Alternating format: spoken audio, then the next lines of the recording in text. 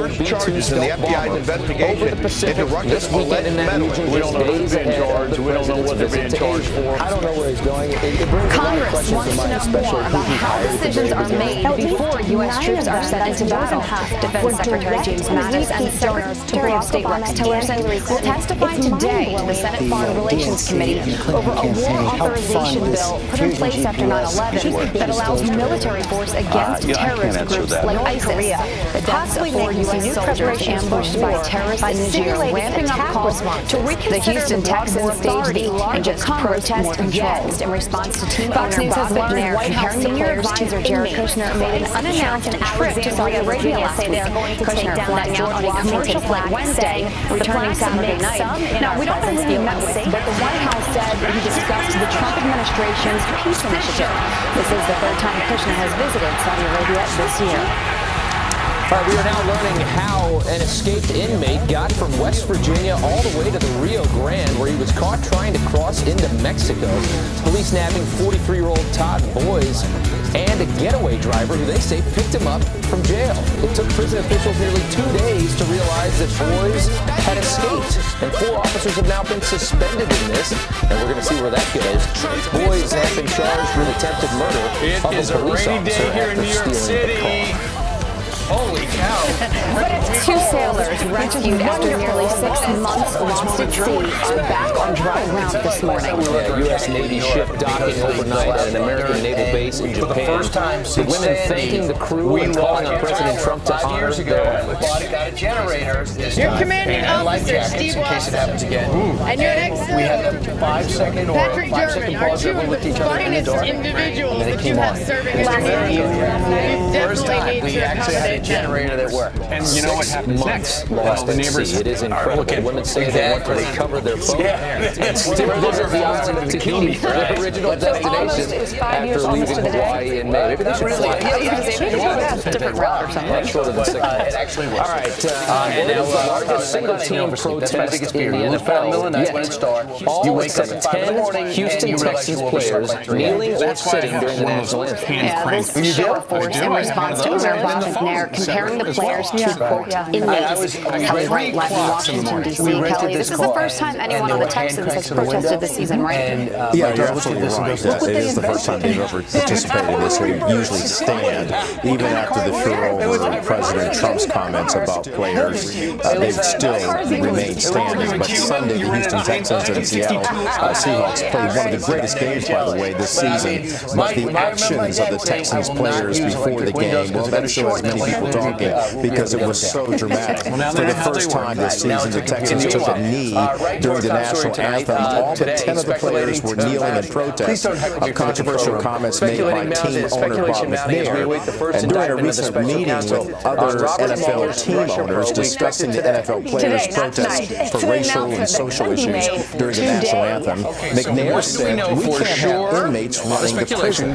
And after his comments were made public, he issued an apology to his team and the NFL players twice, stating that his comments were very regretful, and he wanted to say, "I am truly sorry to the players for how this has impacted them and the perception that it has created of me, which could not be further from the truth." Even Jay-Z tackled McNair's comments, telling fans at his show in Anaheim, California, "Whatever you believe in, we come from one source, which means we are all brothers and sisters." Now, beyond the McNair issue, the NFL and players have canceled their meeting in Philadelphia today. Philadelphia Eagles safety Malcolm Jenkins, a spokesman for the players, claims the NFL wants to get back to football and move past the anthem demonstration. We'll continue to follow the developments. Republicans are blasting Yeah, they keep coming. That's right, Kelly. Thanks for joining us this morning. Judge, the Democrats like Adam Los Schiff, Angeles ranking member of Dodgers the House and Intelligence Committee, Houston says he is not turning going Game to charges, 5 of the but World suggests Series into who a it is may answer home some of the key run questions. If it is Paul Manafort, and he has apparently told others that he expects to be indicted, it may help us answer one very simple question in the investigation. The question is, who gave what to whom as a result of these overtures?